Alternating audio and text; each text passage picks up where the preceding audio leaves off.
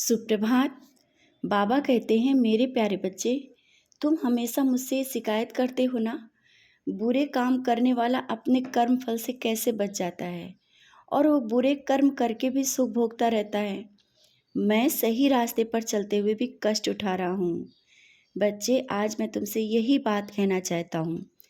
कर्मों के भोग से कोई नहीं बच सकता, और ना ही वो जो आज बुरे कर्म करके सुख में हैं। उन्हें भी समय आने पर जो कर रहे हैं ना, उसका भोग भोगना ही पड़ेगा, और वो सब तुम अपने सामने अपनी आँखों से देखोगे। अभी कुछ दिनों से तुम्हारे साथ जो हो रहा है, जिसे देखकर तुम भी हैरान हो, क्योंकि जो तुमने सोचा भी नहीं था वो सब तुम्हारे साथ हो रहा है। ऐसे ही वो सब कार्य हो जाएंगे जो तुम मुझसे बोल रहे थे ना।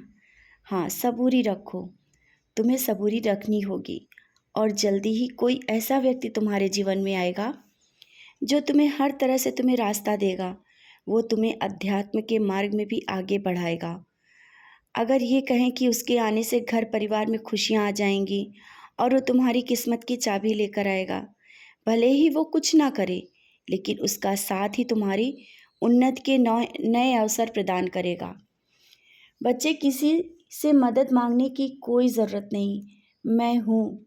भले ही तुम्हें दिखाई नहीं देता, लेकिन तुम्हारी परछाई बनकर तुम्हारे साथ रहता हूँ।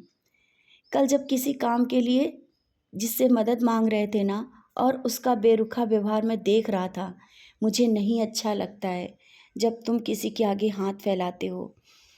और जो तुम्हारे साथ अच्छा व्यवहार नहीं करता है ना, उसको भी जवाब समय आने पर दूंगा। जिस काम के लिए पैसों की कमी पड़ रही है ना, तुम निराश मत हो, इंतजाम हो जाएगा। मैंने कहा ना, मैं नहीं आता, लेकिन किसी के माध्यम से तुम्हारे पास ही रहता हूँ।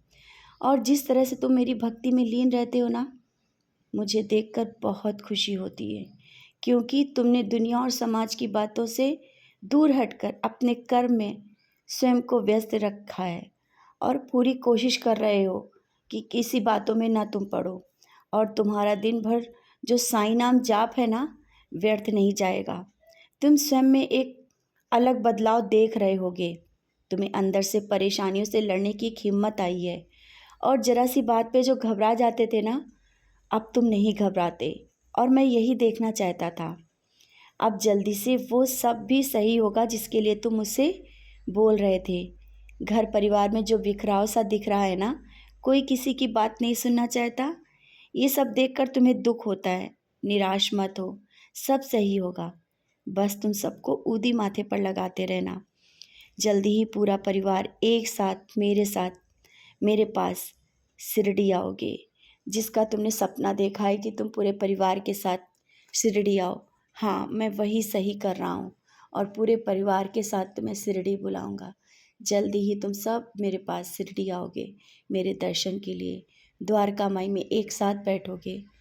मैं तुमसे बातें भी करूँगा और बहुत सारा तुम सबको आशीर्वाद भी दूंगा।